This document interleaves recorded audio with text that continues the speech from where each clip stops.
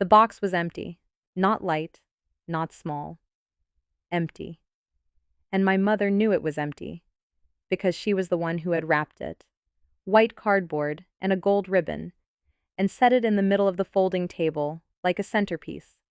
40 people in my parents' backyard in Loves Park, Illinois. Paper plates sagging with potato salad. A banner that said, "Frank is 60, flapping against the gutter.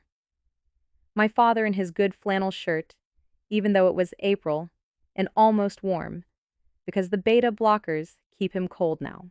Mom lifted the lid slowly, the way you'd lift the lid on something precious. She tilted the box so the neighbors could see inside. Then she turned and she found me by the drink cooler, and she raised her voice so it carried past the fence line. This was supposed to be the family gift. 6 figures a year, and she lets her father go without. 29 years old, big job in Chicago, and there is nothing in this box because my daughter couldn't be bothered. Somebody's fork stopped halfway. My uncle laughed the nervous laugh men do when they want to be somewhere else. I didn't say anything. My hand was in my jacket pocket, wrapped around the little brass compass Dad gave me when I turned 18. So you always find your way home, kiddo. And I pressed my thumbnail into the seam of it until my thumb went white. The hinge bit back. I kept my face still. Because 8 weeks earlier, I had sat in a cardiology office at Prairie Heart Associates and watched a monitor draw my father's heartbeat, like a falling stock chart. And Dr. Ose had said the words, "No sustained stress," like she was writing a prescription. My father was 10 feet away from that gift table, with a heart that trips over itself. I was not going to argue him into another ambulance. So I stood there and let my mother tell 40 people I was the selfish one. Dad wouldn't look at the box. He looked at his shoes and said, "Diane, it's fine." In the voice of a man who has said it's fine so many times, the words have worn smooth. And on the table, next to the sheet cake, sat my brother Blake's new keychain. A foam float shaped like a little orange buoy, the kind you buy at a marina so your boat keys don't sink. He'd been passing his phone around all afternoon.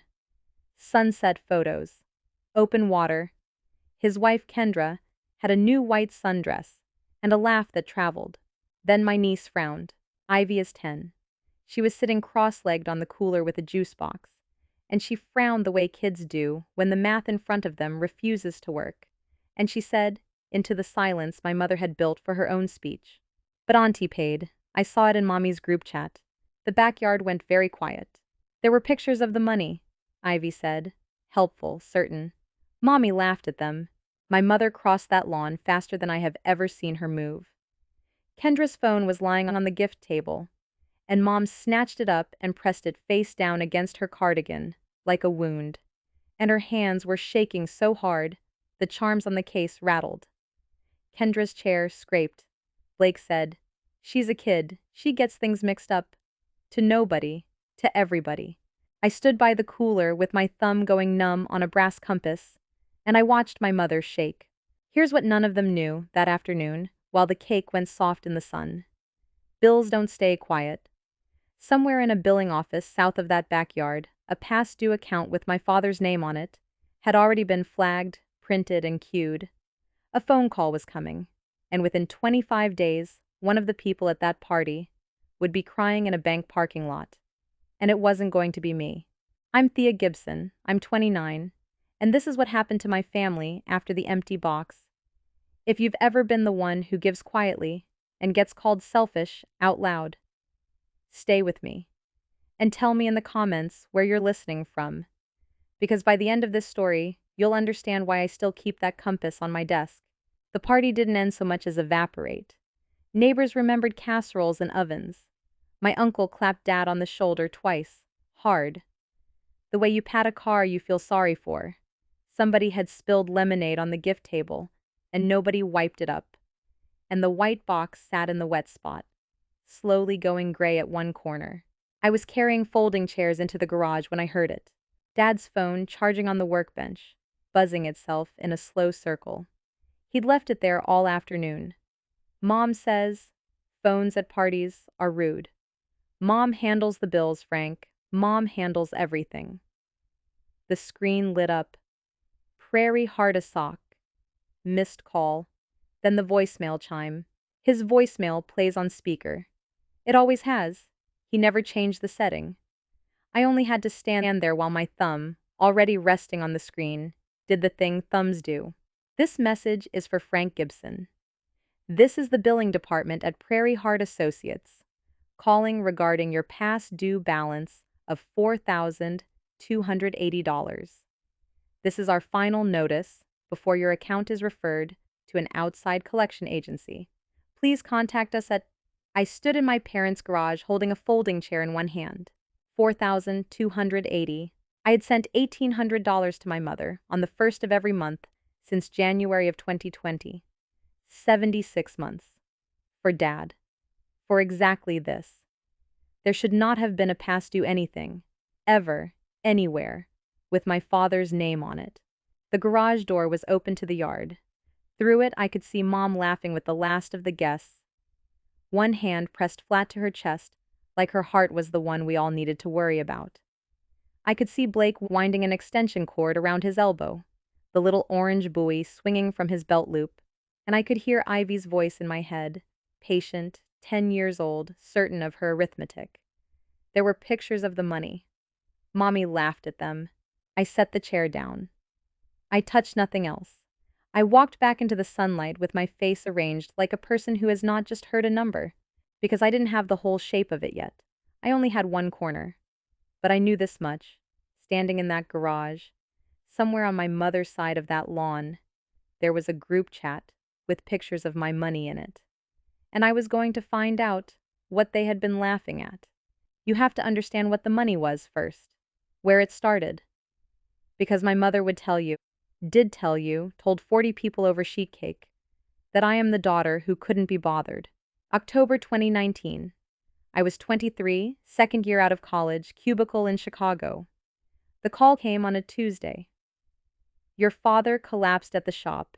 They're taking him to Rockford. Come now. Triple bypass. I drove 90 minutes with my hazards on half the time. And when they finally let us in, my father, the man who could lift an engine block, who taught me to drive a stick in a church parking lot, was the color of dishwater with a tube in his nose. He couldn't go back to the machine shop. Not full-time, not lifting. The disability paperwork covered some of it. The supplemental insurance. The good one. The one that paid for the cardiologist visits, and the echoes and the pills that cost more than my first car. That one had a premium. And there were co-pays, and there was the mortgage tail, and there was my mother at the kitchen table with a shoebox of envelopes saying, I don't know how we do this, Thea. I just don't know. So I made it simple. I was single, I was salaried, I had just gotten promoted. $1,800 a month, the first of every month, automatic, into the account Mom called the family account. For Dad's care. That was the phrase. For Dad's care. She squeezed my hand across the table and cried a little and said, You're the one we never have to worry about. I want you to hold on to that sentence. Because 6.5 years later, standing in a garage with a voicemail, still hanging in the air, I finally started to hear it the way she'd always meant it. Not you're the one we can count on. You're the one we never have to think about. That night, back in my apartment in Chicago, I opened my banking app and I scrolled. January 2020, February 2020, March. The transfers lined up like fence posts. Gibson Family Act, $1,800, $1,800, $1,800, all the way down, 76 of them, $136,800. Then I opened a drawer and took out the compass and set it on the desk where I could see it. And I called the number from the voicemail. And I got the after-hours recording. And I left my name. Somebody at Prairie Heart Associates was going to talk to me in the morning. And whatever they told me was going to be the truth. Because billing departments don't love anybody. They just count. The billing office called me back at 9:12 on Monday morning. I took it in a conference room with the door shut, and my work laptop open to a spreadsheet I never touched once. The woman's name was Carol. Carol had the flat, kind voice of someone who delivers bad news 40 times a day and has learned to do it gently. I gave her my name and Dad's date of birth. I've been an authorized contact on his file since the 2019 surgery, the one piece of paperwork my mother never thought to undo.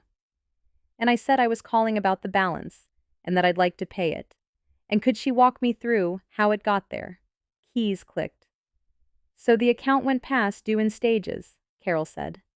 I'm showing regular payments through early last year. Then the secondary insurance stopped picking up its portion. After that, we billed the guarantor directly. Statements went out monthly, and, yes, 3 calls to the number on file, and 2 letters. The secondary insurance stopped, I repeated. Stopped when? More keys. Coverage terminated May of last year. Premium non-payment. After the grace period, it lapsed, and everything from then on came to the patient. I looked at the spreadsheet without seeing it. May 2025. 11 months. For 11 months, my father had been walking into that office with no supplemental coverage, and every echo, every panel, every follow-up had been landing on him at full freight, and the statements had been going to the house. To the mailbox my mother empties every day at 1 o'clock, because Mom handles the bills, Frank. The letters, I said, where did they go? She read me the address, my parents' house, and the phone number on file. She read me the number, my mother's cell. Final notice is different, though, Carol added, gentle, like she could hear my face. At the final notice stage, we call every number from the original intake paperwork. The patient's own cell is always on that list. So that was the voicemail. 6 years of calls fielded and filtered through one woman's pocket. And the only call that ever got through was the one the system placed itself, to the one phone in that family my mother couldn't answer for. There was a pause, where I was supposed to say something. I watched my own hand lying flat on this conference table, very still, like something that had been set down and forgotten. Ma'am, did you want to take care of that balance today? Yes, I said. And going forward, I'd like to know what I'm allowed to set up, so that payments on this account come straight to you. Directly. From me. Carol's voice warmed 1 degree. We can do that, hun. We see this more than you'd think. We see this more than you'd think. I wrote that sentence in the margin of a printout that night, next to the confirmation number, in the green pocket folder I'd bought at a drugstore on my lunch break. The folder was the first thing I'd bought in 6.5 years that was about the money, instead of just being the money. It weighed 4 ounces. It felt heavier. What I did not do, I did not call my mother. I did not post anything. I did not drive to Loves Park with a printout and slap it on the kitchen table. Everyone I've ever told this story wants me to have done that, and I understand I do. But you don't hand a person like my mother a piece of paper. She'd have it turned into a story about her own suffering before it hit the table. I'd watched her do it my whole life, the time she backed into the neighbor's mailbox, and by dinner, it was the neighbor's fault for the placement. What I had was 1 lapsed policy and 1 paid balance. What I didn't have was the shape of the thing, where 76 fence posts of $1,800 had actually gone. So I paid the bill quietly, and I said yes when Mom texted the following Sunday. Dinner at the house. Family only. We need to talk about what happened at the party. I should have known the dinner was a stage the moment I saw the driveway. Blake's truck sat in front of the garage with a trailer hitched behind it, and on the trailer sat the boat. I'd only seen it in photos passed around a party. In person, it was bigger. A pontoon, used but recent, white with navy trim, 22 feet of it, parked at a diagonal, so there was nowhere to look that wasn't boat. The registration stickers were crisp. Illinois 2028. Ivy was in the yard throwing a tennis ball onto the roof of the porch and catching it when it rolled off. When she saw me, she waved with her whole arm, then stopped, then looked at the house, then waved smaller. Inside, the table was set like Thanksgiving. Mom does that when she needs the props on her side. I'm not going to walk you through the whole meal. The short version, pot roast, 2 prayers, and my mother waiting until the plates were cleared to fold her hands and announce, in her church voice, that families have misunderstandings and that she had decided to forgive what I'd let happen at the party. Forgive me. The whole neighborhood watched my daughter humiliate me, she said, eyes shining on cue, standing there silent, like I was a liar. Diane, it's fine. Don't make a scene. I have given everything to this family, and I will not be made into a villain at my own husband's birthday. Blake studied his water glass. Kendra had her phone in her lap under the table, thumbs moving. And my father was looking at me. He didn't say anything. There was something in his face I couldn't read yet, a kind of arithmetic behind the eyes, and his thumb kept moving over the pale band of skin on his wrist where his watch used to sit before the surgery, the way he does when something isn't adding up in a machine and he can't find the noise. I'm not asking for a big apology, Mom said. Just an acknowledgement for the family. The room waited on me. Here's what I had in my bag, 6 feet away, hanging on the back of the chair. A green folder with a paid-in-full confirmation for $4,280 and a termination of coverage date. Here's what I had in my chest. 11 months of my father sitting in waiting rooms, uninsured while my money went. Somewhere with navy trim, maybe. I could have ended the dinner with one sentence. I looked at Dad's chest rising and falling under his flannel shirt, and I put the sentence away. I heard you, Mom, I said. I'm not going to fight with you. She took it as surrender. Her shoulders came down, she reached over and patted my hand. Hers was cold. And she said to the table, "See, that's all I wanted. That wasn't hard." It was my Aunt Ruth who couldn't leave it alone. Ruth is my mother's younger sister, the quiet one, the one who brings the good rolls and leaves early. She was stacking dessert plates when she said, not quite to me, in the low voice of a woman doing bomb disposal, "For what it's worth, honey, I never believed you'd just stopped helping. That's all, I never believed it." The kitchen went still in a way I felt on my skin. "Believed what?" I said. "Who told you I stopped helping?" Ruth's eyes went to my mother's back, and that was the whole answer, delivered in a half-second of pure instinct. Mom turned around from the sink with a dish towel and a small, bright, terrible smile. "Ruth, don't stir. Nobody said stopped. I said we manage, because we do. We manage." The towel folded itself in her hands, corner to corner, corner to corner. Some children write checks, and some children show up. Every family has both kinds. That's all I've ever said. Behind me, so quietly I almost missed it, my father set his coffee cup down on the counter without letting it click. So it wasn't just a story for the party. It was a story with distribution. A version of me, the checkbook daughter who'd gone cold, had been circulating through my own family for years, told in my mother's voice, at kitchen sinks, and funerals, and group chats I'd never see.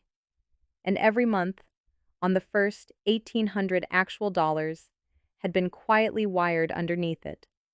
Feeding something. Feeding what? That was still the question with no noun. But driving home that night, I passed the boat glowing white in the dark of the driveway, and my headlights slid across the outboard. And I thought about registration stickers. And I did something I want to be honest about. Because it's the closest I ever came to playing their game. I slowed down, I looked at it, and I kept driving. I didn't need to creep around a trailer at night with my phone flashlight. Boats leave paper trails the same way insurance policies do. Everything my family had done, they had done with money. And money, unlike mothers, keeps honest records. 2 days later, the honest records started arriving. And the first one didn't come from a bank. It came from a 10-year-old with a pink tablet and a question about pool covers. Ivy calls me on her tablet on Thursdays. It's been our thing since she was 7. She props it against the fruit bowl at her house. I prop my phone against a coffee mug in Chicago, and she narrates her week like a tiny broadcaster. Nobody monitors it. Nobody ever thought to. She's 10. Her world is stickers and gymnastics, and whether her friend Addison is being weird at lunch. That Thursday, she was quieter. She kept looking at her own bedroom door. "Am I in trouble with you too?" she asked. "With me? Never. Why would you be in trouble? Because of the party? She pulled her sleeve over her hand. Mommy said I embarrassed the family, and that grown-up phones are private, and Grandma wouldn't talk to me at dinner. And I keep saying I just read it. It was right there when Mommy handed me her phone to hold and… She stopped. Started again, smaller. I wasn't lying, Auntie. There were pictures of money. Green with your name. Mommy's chat was laughing. Green with your name. Screenshots of Zelle transfers. Thea Gibson, 2800, 76 fence posts. Forwarded into a chat and laughed at. I believe you, I said. Say that part back to me. I believe you. You saw what you saw. She let out a breath that was too big for her body. And for a second, she was just a kid again. Okay. Also Addison is being so weird at lunch. And we talked about Addison, because she's 10, and because I would have stayed on that call for 6 hours if she'd wanted. But right before she hung up, she leaned close to the camera, the way she does when she's telling me something enormous, a loose tooth, a B+, and she whispered, Auntie, one time the chat said your money bought the pool cover, but we don't even have a pool, isn't that funny? The screen went dark on her grin, and I sat there in my kitchen with my heart going like a fist on a door. We don't even have a pool. No, they don't. But I'd seen what was parked in my parents' driveway, 22 feet of it, and I'd bet the chat had a nickname for that too. The money wasn't leaking out of the family account. It was being spent, on purpose, itemized, celebrated, in a room I wasn't in, by people who called it something cute. I wrote pool cover in the green folder and underlined it twice, and underneath it, I wrote the question I couldn't get rid of. What else has a nickname? I drove down again that Saturday, not for a confrontation. I'd told Dad I'd help him clean out the garage before the shop guys came to buy his old lathe, which was true, and which was also the only excuse that got me in that house, without my mother staging it. Mom was at her Women's Guild planning meeting at St. Bridget's. She chairs the spring gala committee. It matters to her the way weather matters to farmers. You'll see why I mention it. Dad and I worked for an hour, mostly quiet, the good kind. He handed me wrenches to sort by size and told the story about the lathe he's told me 30 times, and I laughed in the right place. 31st time. Because his laugh afterward is worth it. Then he sent me inside for iced tea, and that's when I saw the pill organizer. It sat on the kitchen windowsill behind the dish soap. 7 little doors. SMTWTFS. The kind of thing you stop seeing, because it's always there. It was Saturday. 5 doors should have been empty. Wednesday was full. So was Monday. And the pills themselves, I know his pills. I've picked up his refills. The little white ovals in the Thursday door were halves. Snapped, not cut, ragged down the middle. Crumbs of them dusting the bottom of the compartment, like chalk. I was still standing there holding the organizer when the storm door creaked, and my father saw what was in my hand, and his whole face did something I have never once seen it do in 29 years. It flinched. That's the doctor's adjusting the dose, he said. Dad. It's fine, Thea. Dad. Dr. O.C. would never have you snapping pills. Who's adjusting the dose? He took the organizer out of my hand, gently, like it was a bird, and set it back behind the dish soap where it lived, and he stood with his back to me at his own kitchen window. And after a long time, he said the thing that broke me worse than any single thing my mother ever did. They're $41 apiece without the coverage, kiddo. Some months, the account runs thin. I didn't want to be expensive. He turned around then, because I hadn't answered, and whatever he saw in my face made him reach out and pat my shoulder, comforting me. And I stood in my parents' kitchen, while my father, with the rebuilt heart, comforted me about the pills he'd been rationing since around when the account started running thin. Last spring, maybe. Last spring. May. 11 months. The lapse wasn't just paperwork. It had been walking around inside my father's chest, snapped in half, this whole time. I made it to my car before it hit. Both hands on the wheel, engine off. I sat in front of the house I grew up in and cried the way you cry when you're trying not to make a single sound, which is barely crying at all, which is mostly just shaking. The account runs thin. My mother had let him believe there wasn't enough. That was the machine of it. She never had to say, "Don't take your medicine." She just had to sigh over the checkbook where he could hear it and let a proud man who felt like a burden do the rest. He'd been protecting the money. My money. The money that was, at that exact moment, floating on a trailer 6 feet from my bumper, with Illinois 2028 stickers on it. I looked at that boat for a long time. Then I opened my phone, and I did not do any of the things I'd spent 3 weeks not doing. I did something smaller and colder, and entirely mine to do. I opened the recurring transfer. Gibson Family Act, want $800, first of month, active since 01/2020, and I pressed pause. Not cancel, pause.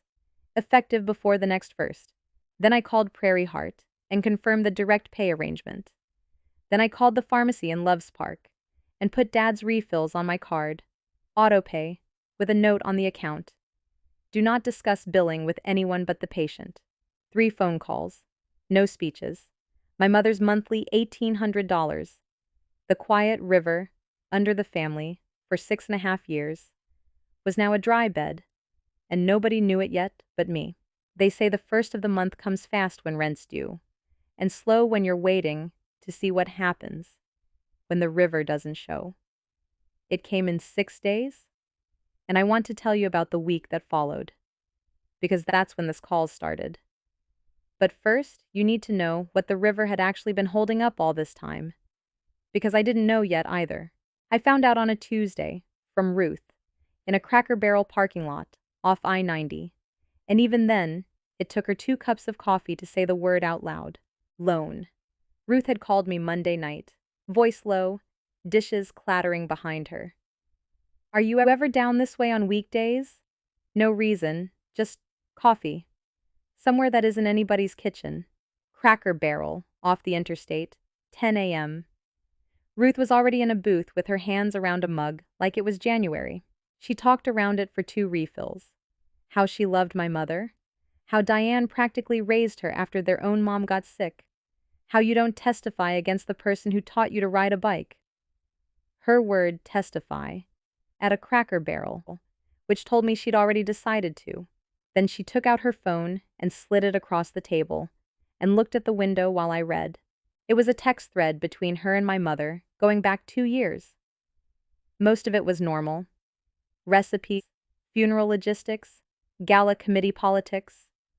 But Ruth had scrolled it to March 2024, and there was my mother, in gray bubbles. Don't say anything to Frank, but we had to help Blake with the business again. Bank was going to pull the floor out from under him. It's handled now. Signed the papers Tuesday. And Ruth, blue bubble. Signed what papers? Diane. And my mother. It's called a guarantee. It's just a formality. The gym does the paying. Frank would only worry himself into the hospital. Over nothing. This family does not need another October. And then, after a gap of 4 days, my mother again, breezy, subject changed. A photo of tulips. Signed the papers Tuesday, I said. Signed them as who? Ruth looked at me then, and her chin was trembling. And she said, "That's the thing I keep chewing on at 2 in the morning, honey. Because Frank didn't sign anything.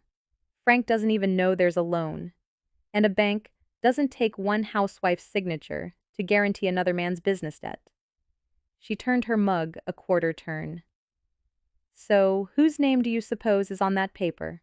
The waitress came by and warmed up coffee neither of us drank. I want to be careful here, because at that moment, nobody had proof of anything.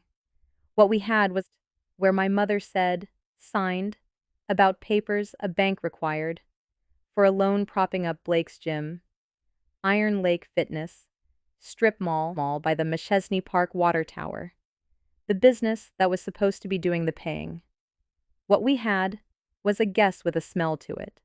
"Why are you showing me this?" I asked. Not ungrateful. I genuinely needed her answer. Ruth folded her napkin into smaller and smaller squares. "Because at that party, when Diane held up that empty box, I watched your face, and you looked exactly like your grandmother the day the doctor told her a lie about her own chart." She pressed the napkin flat. Somebody in this family has been getting robbed for years, Thea. I spent a long time believing it was your mother, because that's what I was told. I'm not telling you what to do. I'm just done being the only one who's seen this text.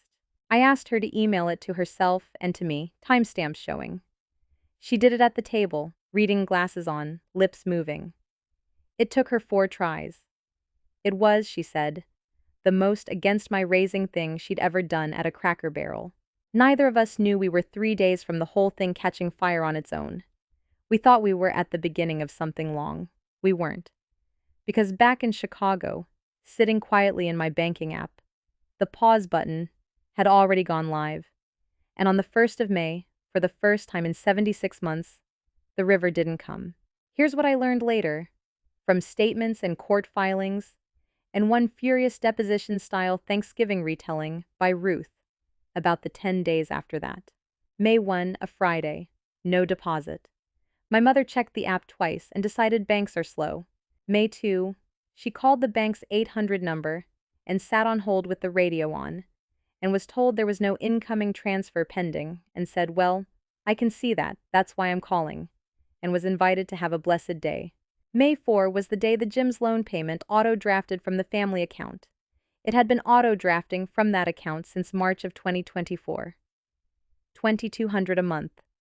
The exact detail that explained why $1,800 of mine had never once been enough.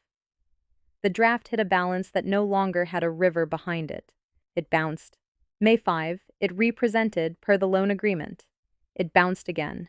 A $39 fee bloomed on top of it, like mold.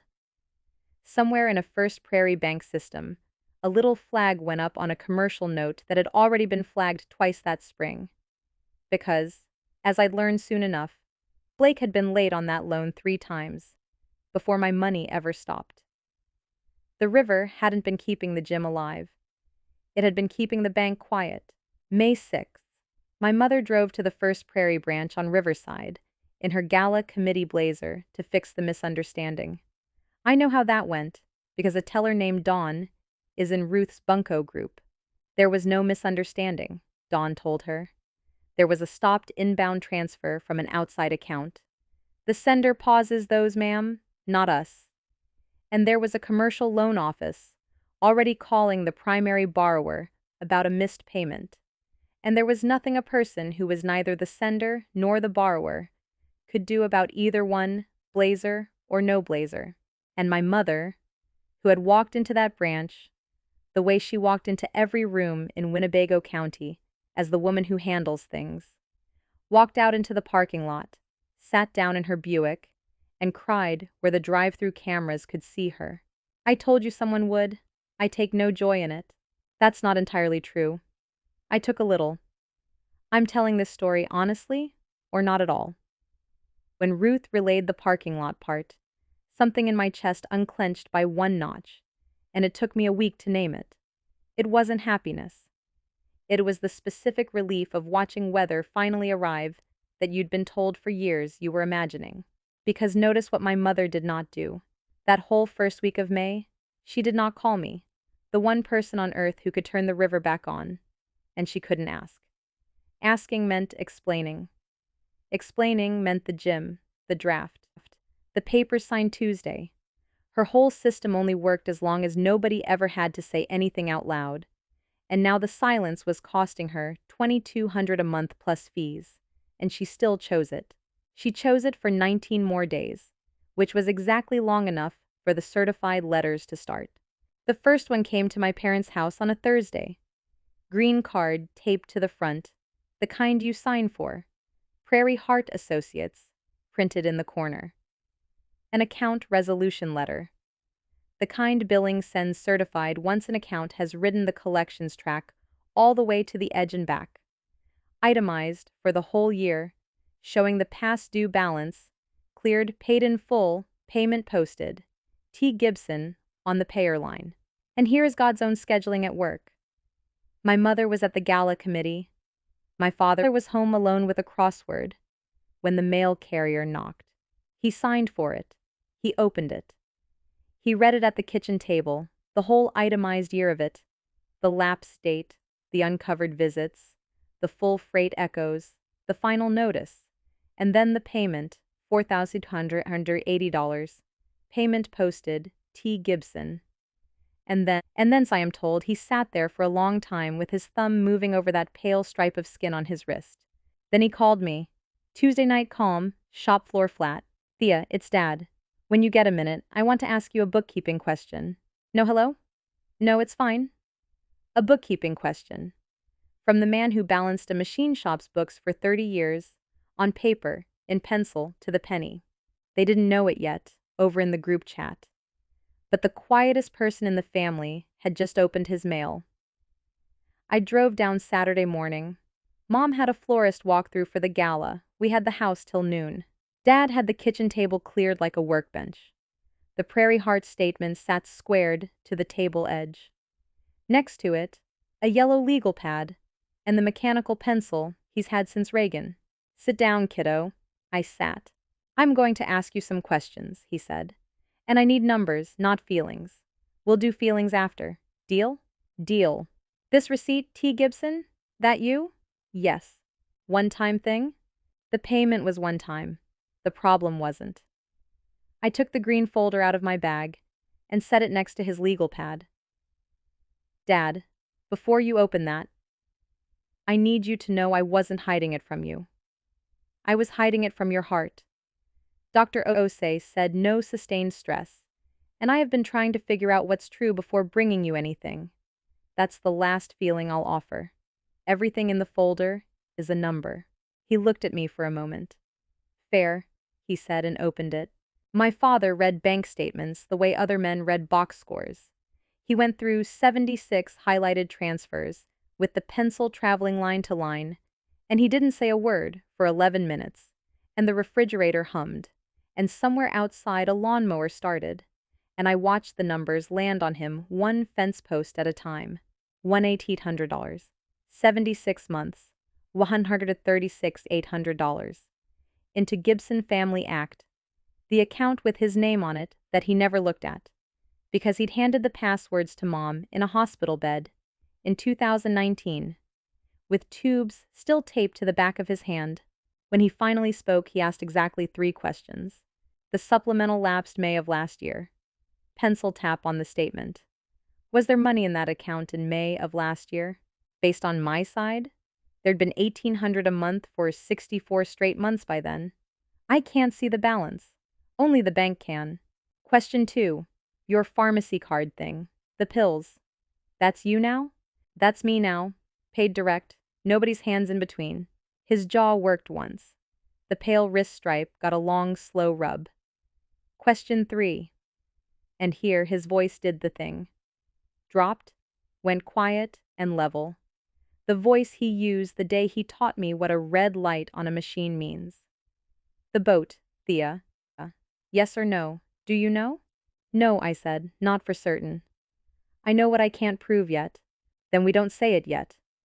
He closed the folder, squared it.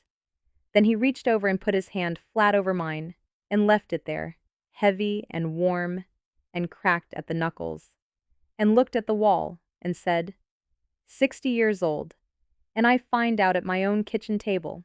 Dad, I'm not going to have an episode, he said gently. You can stop watching my chest. I've felt worse than this standing at a machine, believe me. Right now, I'm going to do the thing I know how to do. He pulled the legal pad closer. I'm going to make a list, and then Monday morning I'm going to walk into my own bank, show my own driver's license, and ask for my own statements. 6 years of them. That's not a war. That's a man reading his mail. He walked me to the car. On the porch he stopped, and without any particular drama he said, You paid for this house's piece for 6 years, and got called cheap at a birthday party. I heard it happen, and I said it's fine. He looked at me straight. It wasn't fine. That's my bookkeeping error, and I'm the one that'll square it. I made it 2 blocks before I had to pull over. That was the same weekend, give or take a day, that Kendra found her calling. Sunday evening, 7:40. My phone started buzzing like a hornet. Cousins, a high school friend, Ruth twice. Everyone's sending the same link. Help our dad, fight his heart battle. A GoFundMe. Organizer, Kendra Gibson. Beneficiary, described loosely. Our sweet, strong Papa Frank. Photo. My father at his birthday party. Mid-unwrapped humiliation, cropped so you couldn't see the box.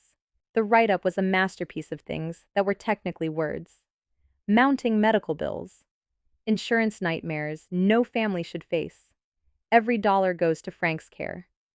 There was a photo of Ivy hugging him. There was a heart emoji goal thermometer. Goal $25,000.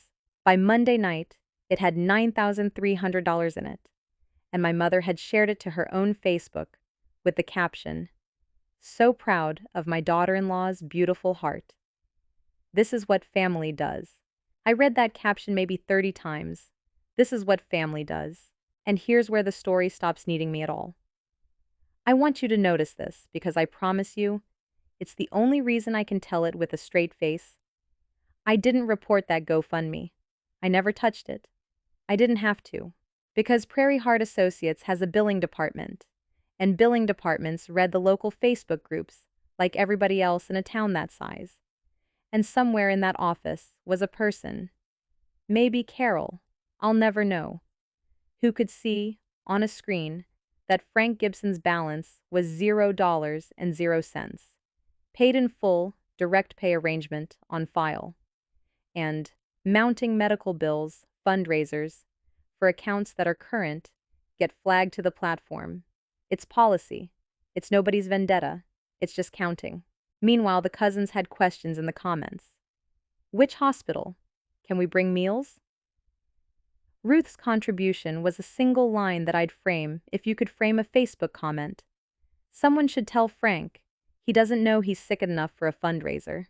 Within 30 hours, the campaign quietly stopped accepting donations. Pending review. Within a week, refunds. Kendra told everyone it was a technical thing. Jealous people filing false reports. Notice, again, one thing. Through all of it. The thermometer, the review, the refunds. Not one member of that chat walked a single dollar of the $900 to $300 toward an actual medical bill. They couldn't. There weren't any. The only unpaid heart-related debt in that family was parked on a trailer in the driveway, and the trailer's bill was coming due too, because it was late June now, and the loan had missed its second straight payment, its fifth stumble in 18 months. And commercial banks have their own version of a certified letter. It's called a notice of default, and First Prairie sent it, as the loan file required, to the borrower, Iron Lake Fitness, LLC, and to each personal guarantor at their address of record, which is how my father came to be standing at his mailbox on the last Monday of June, holding an envelope from a bank he'd banked at for 40 years, addressed to him about a $60,000 refinance note he had never seen in his life. Demand for payment. Guarantor of record. Frank D. Gibson. He'd gone in that morning to pick up his statements. He'd walked in and asked that first Monday, like he'd promised, and the bank had needed 3 weeks to pull 6 years out of the archive. That morning, the call had finally come. He was still carrying them in a rubber-banded brick under his arm. And now this. Ruth was with him. She'd driven him. His license plates were due. And Ruth says he read that letter twice, top to bottom, standing perfectly still at the end of his own driveway. Then he said, "Ruthie, I never signed for any $60,000. And then he put his hand out to the mailbox post, the way you'd steady yourself on a door frame in the dark. And then his knees went. She got him into a lawn chair. He was conscious the whole time. He'd tell you that first. Insist on it. Gray, sweating through his shirt, hand pressed flat to the center of his chest, like he was holding mail down in a wind. Ruth called 911, and then she called me, and I did 90 minutes of interstate in 74. And I don't remember any of it, except the tollway lights coming on. The letter rode with him in the ambulance. He wouldn't let go of it. The paramedic told Ruth, that's common. Men his age grab onto something. But I don't think it was that. I think my father already understood. Gray-faced on a gurney in his own driveway, exactly what that piece of paper was. Not a debt. A signature. Somebody had been him. And there are only so many people in this world who have your account passwords, your social security number, and your checkbook. And only one of them had said, in writing, in gray text bubbles, "Sign the papers Tuesday." The emergency room at Mercy Health determined it wasn't a heart attack. It was an arrhythmia event, his heart throwing itself against his ribs at a rate that, in a man with his history, is a fire alarm, even when it isn't yet a fire. They admitted him. Dr. Ose came in the next morning, looked at 6 years of him on a screen, and said the sentence she'd apparently been building toward for months. "Frank, we're done discussing the ICD. We're scheduling it. A defibrillator, implanted, standing guard under his collarbone for the next time his heart tried to leave without him. July 9th, they put it on the board. My mother arrived at that hospital 4 hours after Ruth's call, in full gala hair, and performed grief at a nurse's station until someone gave her a chair. I'm not going to spend long on her hospital theater. Only one scene matters. Because hospitals, it turns out, are institutions too. And institutions ask questions in order. Her name was Marisol Reyes, hospital social worker, and her job on the cardiac floor included a quiet checklist. Does this patient have support at home? Transportation to follow-ups? And, because he'd arrived with a lapsed coverage history flagged in billing, any financial barriers to care? She asked Dad that last one with the door open. Routine, clipboard, and my father, who had spent 11 months snapping $41 pills in half to be polite, looked at the ceiling for a second, and then did the bravest thing I ever watched a proud man do. He answered it. "Ma'am, I'm going to tell you something I haven't said out loud yet, and I'd appreciate you writing it down as flat as I say it. My daughter's been sending money for my care for 6 years. I never saw a dime of it. My insurance got let go without my knowledge last May, and yesterday I learned there's a $60,000 banknote with my name signed on it that I never signed. Now, you asked about barriers." He nodded at the clipboard. "That's the barrier." Marisol Reyes wrote it down flat. "And here is what happens next in the real world, automatically. No revenge required. When a hospital social worker hears possible financial exploitation of a cardiac patient over 60 by household members, she doesn't gasp. She files. Illinois Adult Protective Services. Mandated report, case number by Friday. A caseworker would be calling. A caseworker would want documents. Documents. As it happened, the family had recently produced quite a few. A rubber-banded brick of 6 years of statements. A default notice naming a guarantor. A green folder of 76 fence posts. A certified letter with a TG receipt. And one text message about papers, signed Tuesday. I gave APS my folder the day they asked. That's the complete list of what I gave them. They already had the rest, because my father, from a cardiac bed, in a gown, with wires taped to his chest, had appointed himself the file clerk of his own case. The legal pad sat on his meal tray. The mechanical pencil clicked. "Feels good to be back at a desk," he said. The ICD went in July 9th. 40 minutes, local sedation, home in 2 days with a bruise like a storm cloud, and strict orders about raising his left arm. Ivy drew a robot heart on his discharge folder. He kept the drawing and threw away 2 other pieces of paper Mom tried to put in the folder, and I think that ratio tells you where the house stood by mid-July.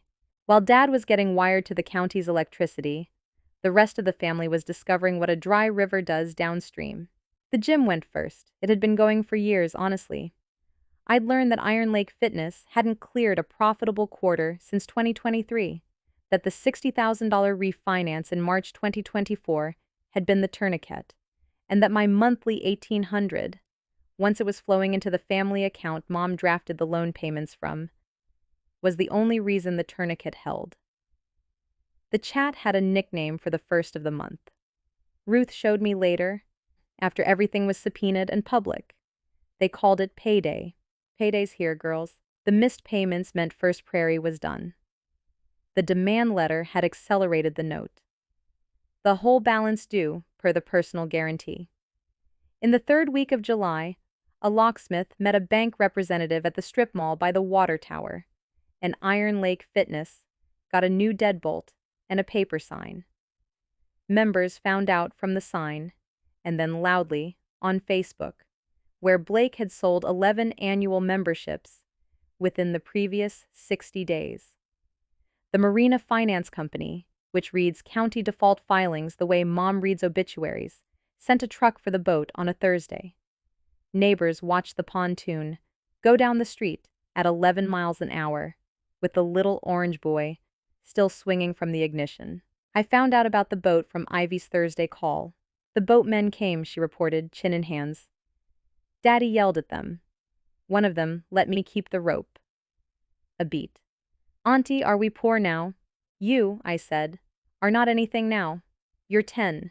The grown-ups are having grown-up consequences, and none of them, listen to me, none of them are yours to fix. She nodded slowly, filing it. I could see her filing it. Hold on to that image. It matters in a minute.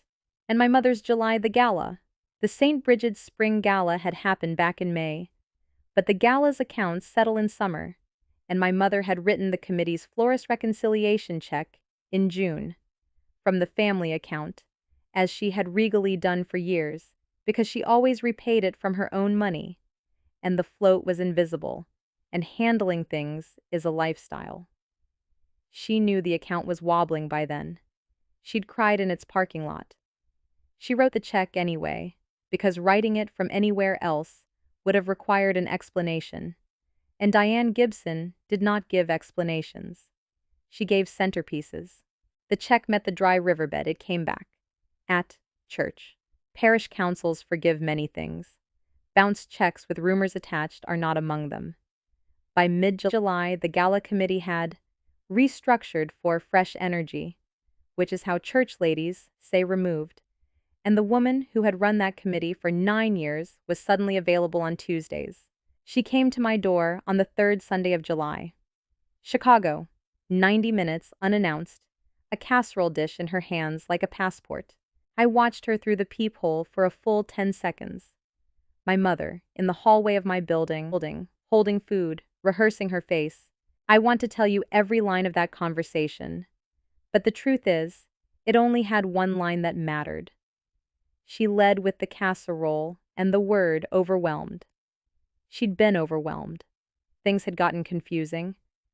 Banks make everything look worse than it is, and this family needed to heal, privately, before your father does something we can't take back. And then, when I didn't move my face at all, Thea, sweetheart, you could fix all of it. One transfer, you have it. You know you have it. What kind of daughter watches her mother drown over paperwork? Here's the entirety of what I said to my mother in that hallway. I'd rehearsed it too. 3 sentences and her name, and I kept my voice down because my neighbor works nights. Mom, the answer to the money question is no. Forever, and it's not punishment. It's just that the account was for Dad, and it was never once used for Dad, so it's closed. Everything I know is already with the people whose job it is to know it. So there is nothing left for you to manage. And when you're ready to tell the truth to Dad's face, to APS, and to the bank, in that order, I'll be in the room because you're my mother, and you will not go through the true part alone. She stood there holding a casserole neither of us was going to eat. You've always been cold, she whispered. And there it was, the last coin in the purse. She'd spent 30 years spending that sentence. Okay, Mom, I said, and closed the door gently, and stood with my forehead against it, listening to her heels go down the hall. And then I sat on my kitchen floor, next to a casserole dish, and shook for a while. Boundaries in books feel like victory. Boundaries in hallways feel like surgery, without anyone confirming the anesthesia worked. The next morning, First Prairie's fraud unit called Dad to schedule what they called a signature interview. They brought the March 2024 guarantee to the house in a folder, along with the forensic document examiner's preliminary comparison, because when a guarantor disputes a signature on an accelerated note, banks don't shrug. There's an affidavit for it. Affidavit of forgery. Sign here, initial here. Understand that filing falsely is itself a crime. Understand that filing truly means we refer the matter for criminal investigation. The examiner's preliminary was already in the folder. Frank D. Gibson, March 2024, held next to 40 years of Frank D. Gibson on file. The loops were wrong. The pen pressure was wrong. The F was built in 2 strokes instead of 1. The way you draw a letter when you're copying a shape instead of writing your own name. Dad read the affidavit twice. Then he looked out the window at the driveway, empty now, no trailer, and he said to the fraud officer, perfectly level, "You have to understand. I've been married to her for 35 years. The officer said quietly that these situations weren't rare. That's what everyone keeps telling me about my life lately, Dad said. Give me the pen. 2 days after the referral went in, before any investigator had knocked on anyone's door, Kendra detonated. Because that's the thing about a crew whose whole conspiracy runs on a group chat. The second real consequences show up. Everybody remembers who owns which fingerprints. The bank's demand letters name Blake as borrower and Dad as guarantor. The forgery referral would ask who signed. And Kendra had airport-level instincts for who was about to be left holding a bag. Ruth heard it. She was 2 houses down at the curb, dropping off Ivy's gymnastics leotard, because somebody normal still had to run that family's actual errands. And so did half the block. Kendra in the driveway, at volume, at Blake. She had told him this would happen. It was his mother who signed the papers. She never signed anything. She was not going down for the Gibsons. And she wanted her name off the gym, the cards, and the lease by Friday. His mother signed the papers, shouted, in a driveway, in front of a Ring camera Blake himself had installed. I need you to understand. Nobody tricked her into that. No one confronted her with anything. The evidence existed already. Texts, examiner's report, drafts, and deposits, all of it moving through official hands. Her confession changed nothing legally. It was just the sound a partnership makes when it hits the water. They'd built a family that worked exactly one way. Everybody quiet, everybody paid. And my only contribution to its end had been declining to fund it. That week, I did 2 things quietly. And I want them on the record in this story exactly as they happened. First, Ivy's college fund. I'd been putting $100 a month into a 529 for her since my first promotion, back when she was 4. The one transfer I never paused. I called the plan and confirmed what I'd set up years ago. I'm the account owner. Nobody in that house could touch it, borrow it, or guarantee anything with it. Then I bumped it to 200. Consequences were coming for her parents that she'd pay for in 100 invisible ways, and none of it was her fault, and somebody in this family was going to be quietly building something for a Gibson child, while everything else got repossessed. Second, I wrote a letter I never thought I'd write, to the state's attorney's office regarding Kendra, for whenever charging decisions came. Not defending her. Read it at trial for all I care. It said, "This woman ran the mockery and profited from the theft. And also, she is the mother of a 10-year-old I love, and the child needs her mother present, working and paying restitution, not warehoused. I asked them to weigh probation and repayment. For Ivy. Only for Ivy. Mercy with a boundary is still mercy. It's just mercy that's done being stupid." The meeting was Dad's idea. The last Saturday of July, 2 o'clock, the kitchen table. He called each of us himself. No group chat, he said, with a dryness you could strike a match on. Diane, Blake, Kendra, Thea, Ruth. "And Ivy comes," Kendra had apparently protested, "because I'm not paying a sitter for this." Even that, she made about money. I got there early. Dad was at the table in his flannel with the discharge bruise still yellow-green at his collar. and next to his right hand sat a manila folder, and next to the folder, unbelievably, the white gift box with the gold ribbon, water-stained at one corner. He'd kept it. Found it in the garage, he said, following my eyes. Seemed like it should be here. It started the semester. A machinist's joke, flat as a feeler gauge. Then, sit by me, kiddo. They arrived the way they lived. Mom in full armor, lipstick, and the good cardigan, carrying, I could not make this up, a bundt cake, because every hostage situation needs a centerpiece. Blake gray-faced, thinner, phoneless, which on Blake looked like missing a limb. Kendra with sunglasses on her head and a lawyer's phrase already loaded. We're only here to listen. And Ivy, who took one look at the room, read the barometric pressure like kids do, and slipped out the back to the porch swing with her tablet. Screen door, then quiet. Ruth poured coffee nobody drank. It's what she had to give. Dad didn't stand. He opened the folder and dealt it out like a man dealing cards he'd already counted. This is a letter from my attorney. Slide. As of Wednesday, I have my own. This is a notice that the family account is closed, and a new account exists that none of you are on. This is a copy of an affidavit of forgery I signed at this very table this past Tuesday regarding a guarantee on a $60,000 note for Iron Lake Fitness. Slide. You'll notice I've signed it. Signed the papers Tuesday? Seemed fitting. That one took me a while. The bundt cake sat in the middle of the table with nobody pretending about it anymore. Frank, Mom started in the church voice, before you let strangers and lawyers into this family's private, Diane. He didn't raise his voice. He turned the next paper around with 2 fingers and slid it across. This is a petition for legal separation. It protects the house, my pension, and what's left of my name, while the investigators do their arithmetic. It is not a divorce. My attorney tells me I have grounds to make it one, and my cardiologist tells me I'm not to make big decisions in anger. A beat. So I've made this one calm. I watched my mother read the heading, and I watched her understand that the man who said it's fine for 35 years had stopped saying it in writing. You're punishing me, she said, and her voice had swapped costumes. Small now, wounded, disbelieving. For helping our son, for keeping this family from losing things.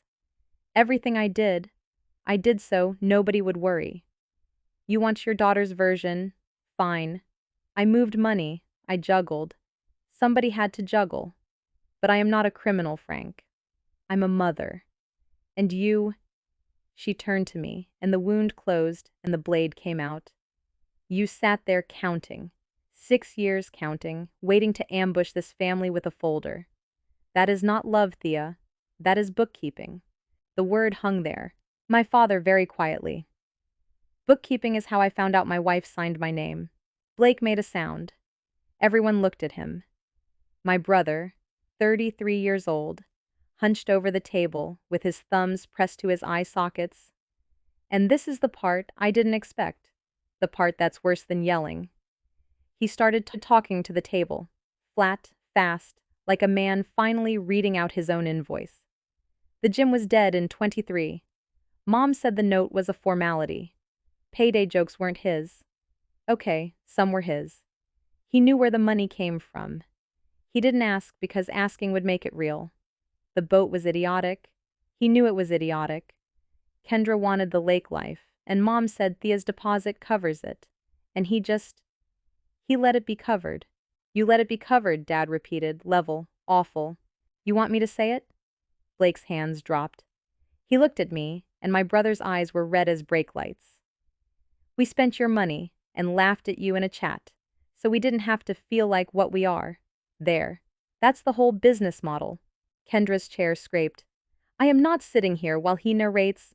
Sit down, Kendra, said Ruth. 51 years of quiet, and it came out like a door closing.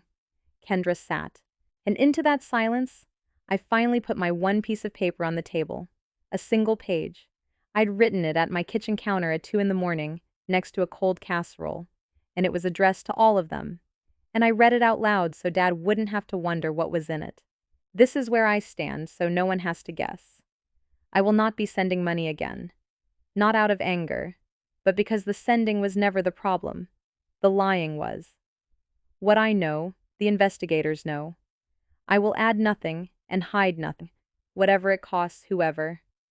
I'll be at every one of Dad's appointments. Ivy's college fund is mine. It's locked, and it grows no matter what happens in any courtroom. Mom, when there is ever a true sentence in the room, I'll be in the room. Until then, contact goes through Dad or Ruth. That's all of it. It fits on one page. It always did. Nobody said anything for a moment. My mother stared at that page like it was the only object in the house. And then the screen door creaked. Ivy stood in the doorway. No tablet. She'd been on the porch the whole time. Porch swings sit right under the kitchen window, and we hadn't lowered our voices. And 10-year-olds are the best informed people in any house. I've told you that from the beginning of the story. I just didn't know I was building to it. She had her backpack on, both straps, businesslike, and she was carrying something with two hands, a mason jar. Masking tape label, marker letters gone fuzzy with handling. Ivy's do not touch. Inside, folded singles, quarters and dimes, a sand dollar, and a 20 from Dad, still in its little blue Christmas envelope, that she'd been refusing to spend for 3 years. She walked the length of that silent kitchen, and she set the jar on the table between the affidavit and the bundt cake. And she pushed it, carefully, with one finger, the way you move a chess piece, until it stood in front of my father. "It's $61.40, she said. Her voice was doing the wobble, and she was making it behave. "It's for the heart pills, Grandpa, and you can have the 20 back, too." She swallowed. "And then if the bills are paid, then nobody has to go to jail, right?" She looked around the table, one face at a time, checking. A kid double-checking her arithmetic. "Right? If it's paid back, then everybody can just say sorry and it can be Sunday again." $61.40 against $136,800. She was the only person in that family who ever tried to pay it back. I watched my mother's face while the jar stood there. And I will tell you the truth. Whatever held her together across every folder, and affidavit, and certified letter, the jar cracked it open. She put her hand over her mouth, and it wasn't for show. The sound behind it wasn't for anyone. Blake turned his face to the window. Dad's chin was down on his chest. Ruth cried into a dish towel outright. My father took the jar in both of his cracked hands, like it was a carburetor made of glass. Then he took a long breath, and he reached out and tucked a strand of hair behind Ivy's ear. "Ivy Marie," he said. "Bills are for the grown-ups who made them. But I'm going to tell you what your jar just did." His voice went to sand. "It reminded everybody at this table what paying for something you love looks like. You're the only one who got it right the first time." Ivy nodded. "And then my 10-year-old niece did the thing I will be describing to somebody for the rest of my life." She turned to her mother and to her dad, and she was crying now, but her voice had gone all the way still. The family's other calm voice, brand new, first day on the job. And she said, "You told me lying is for cowards. You said it when I lied about the Voss. I did chores for the Voss." A breath. "I'm going to stay at Grandpa's tonight and help him with his robot heart. You can tell me when the true stuff starts. I still love you. But I saw it. And I said what I saw. And you grabbed the phone like I was the bad thing." She wiped her face with the flat of her hand, once, businesslike. "I'm not the bad thing." She picked up her jar, she put it in her backpack, she zipped it. That tiny, enormous sound. And she went and stood next to Dad's chair, with her hand on his shoulder, guarding the machine that keeps his heart on time. Kendra was crying black lines by then and reaching for her. "Baby, sweet pea." And Ivy didn't run, didn't yell. She just stepped exactly one step back. 10 years old, and she'd learned the whole grammar of it in one summer. You don't have to scream. You just have to move your feet and say what you saw. That's when the doorbell rang. Two investigators from the Winnebago County Financial Crimes Unit, polite gray polos, terrible timing, or perfect timing, depending which chair you sat in.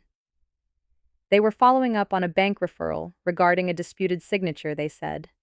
They had some questions for Diane Gibson, down at their office, at her convenience, though sooner reflected better than later. It wasn't an arrest. It was worse. In the way paperwork is always worse. It was the system, arriving calmly, holding the door. My mother stood up in her good cardigan. She looked around her kitchen.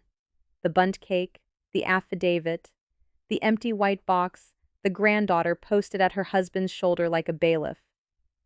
And she picked up her purse, and for once in her life she didn't perform anything at all. That was the most honest I'd seen her since 2019. At the door she stopped. She didn't turn all the way around. I was going to put the money back, she said. To the door frame, to the house itself. I want that written down somewhere. I was always going to put it back. Maybe she believed it. Embezzlers usually do. The investigator told me later it's practically the job's motto. The door shut. Gravel. Engines. And in the kitchen, my father, 60 years old, wired to a machine, flanked by a folder and a jar, reached into his flannel pocket and set something small on the table in front of me. And my chest broke before my brain had even named it. The brass compass. He'd asked me for it, for a day or two, after the ledger Saturday. I'd assumed sentiment. It came back with a new lanyard, through the ring. Boat rope, tightly braided. Ivy's rope, the one the repo man let her keep. They'd made it together, the two of them, at that kitchen table, sometime in the wreckage of July. Your mother told 40 people you came to your father's birthday with an empty box, Dad said. He folded my fingers over the compass, and his hands were shaking and his voice was not. I've done the books now. 6 years, kiddo. You were the only thing in this family that never once ran empty. I see you. Your old man sees you now. I have been paid $136,800 worth of nothing for 6.5 years. He put 4 ounces of brass in my hand, and we were even. A year later. Let me do what my father would do, and go down the ledger line by line. My mother pleaded guilty the following spring. 1 count of forgery, restitution, ordered in full, felony probation. Her attorney read a statement about a devoted wife, overwhelmed by financial pressures.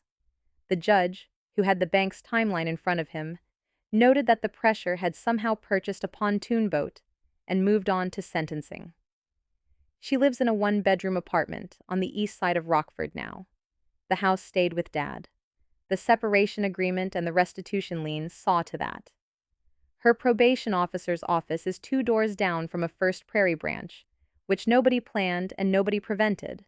She who unwrapped an empty box in front of 40 people, packed her own things into boxes, while a court-appointed appraiser tagged the furniture. Ruth helped her move. That's Ruth. The gala committee sent a card, the kind with lilies on it, signed by women who used to return her calls in under an hour. I'm told she eats Sunday dinner alone unless Ruth comes, and that on her 61st birthday, the phone did not ring much. And I'm going to be honest with you, the way this whole story has been honest. I didn't call either. When there is a true sentence in the room, I'll be in the room. She knows the address of True. She hasn't visited it yet.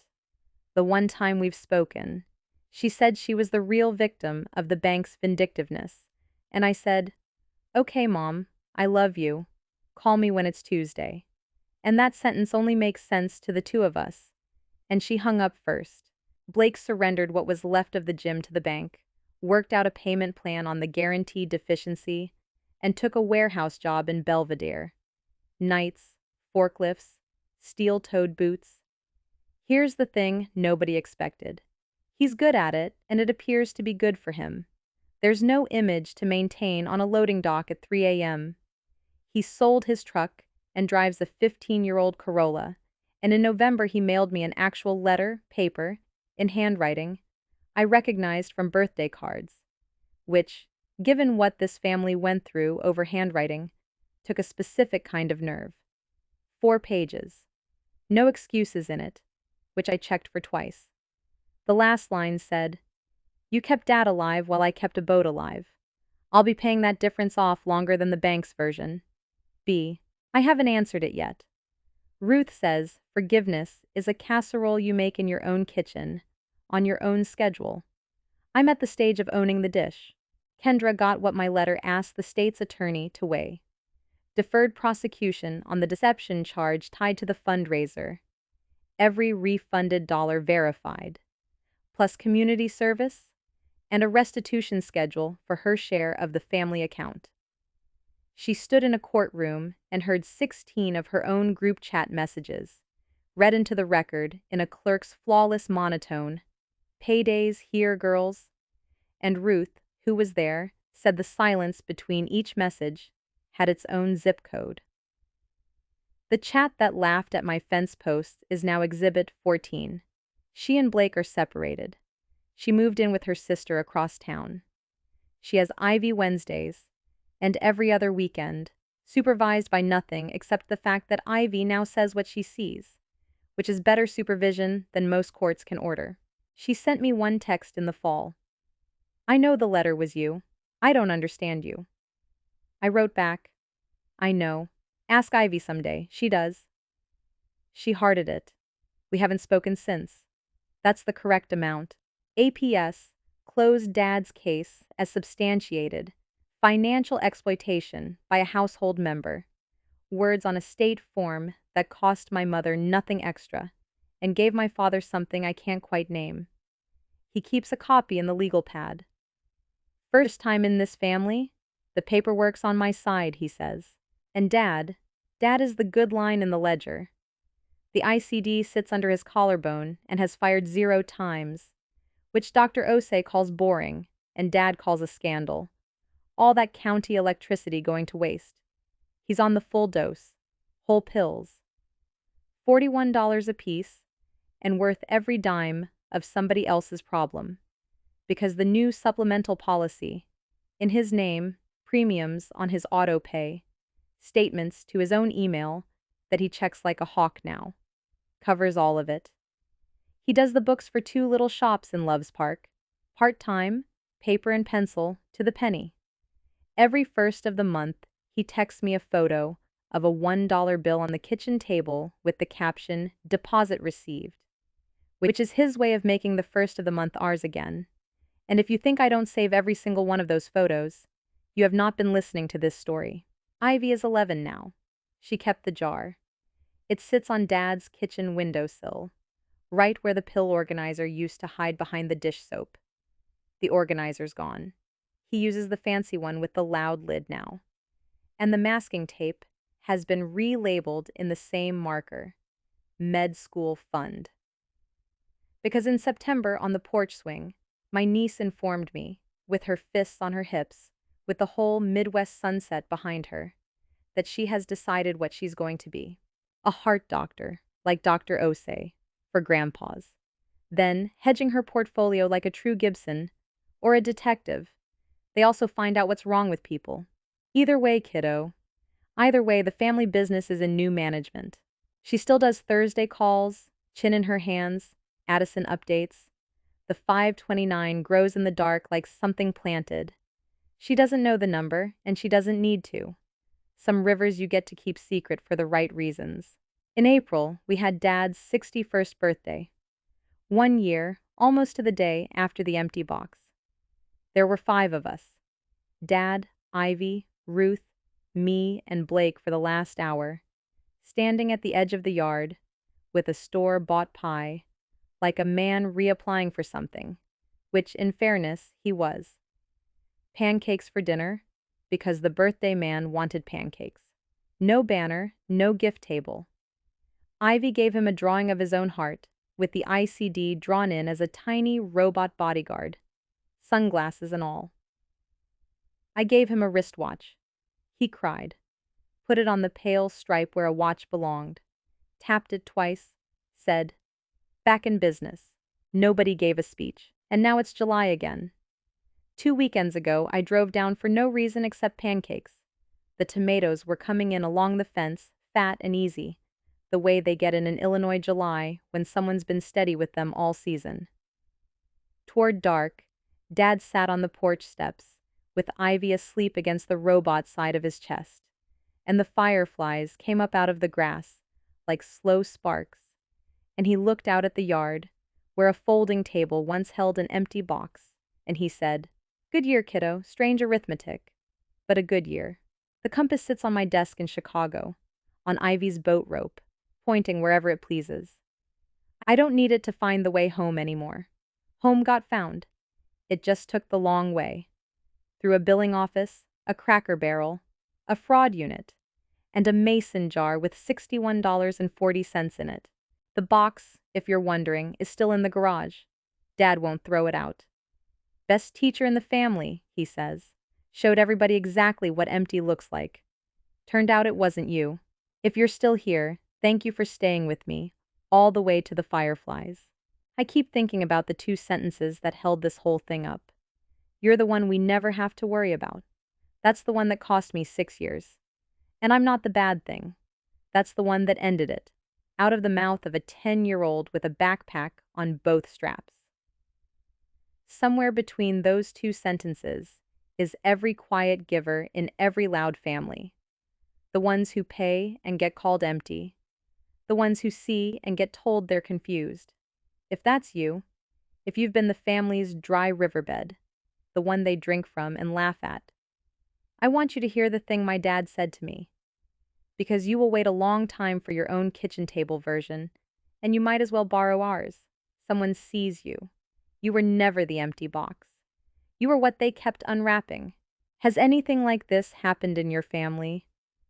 Were you the one who gave in silence while somebody else narrated your story? Tell me in the comments. I read every single one. It's the Thursday call rule of this channel. And I don't break rules I learned from an 11-year-old. If this story stayed with you, share it with the person who needs it, and subscribe so you don't miss the next one. Because every family has a ledger, and somebody always finally reads it out loud. Until next time, this is Thea. Keep your compass, watch your Wednesdays, and believe the 10-year-old.